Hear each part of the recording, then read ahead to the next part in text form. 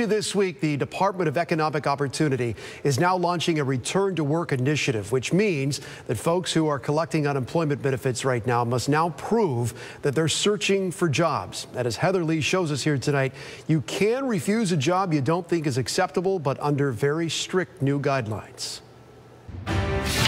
If you want to keep getting your unemployment benefits, you're not only going to have to start putting one of these together, but sending it out every week. It's been difficult for me because I do want to work, but being 8 months pregnant, having a child, and then daycare being so expensive, I was like, what can I do? It's a legitimate question many parents are asking. Childcare is not being appropriately dealt with in this society. And with work search requirements coming back next month for folks collecting unemployment, many are wondering what happens if they refuse to accept a job they applied for. Michelle Hernandez says she couldn't juggle her job last summer and take care of her child. My daughter's daycare used to shut down like weekly because there was a parent that had COVID or one of the kids.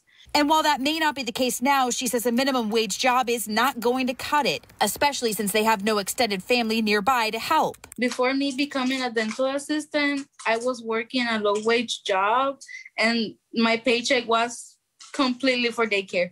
But the DEO says if you have been on unemployment for longer than 25 weeks, a minimum wage job that is at least 120% or more of the weekly benefit amount a person is getting, and that doesn't include the $300 federal payment, is considered acceptable work, which means if you refuse an offer, you'll likely lose your benefits. I think the most recent statement is not logical. There needs to be a realization that appropriate employment is what the goal is. Ryan Barrick, a labor and employment expert, says employees should be able to consider things like hours, location, environment, and pay before taking a job. We spend a tremendous amount of our lives at the workplace, and it's important that people be valued and that employees be respected by their employers and treated as something other than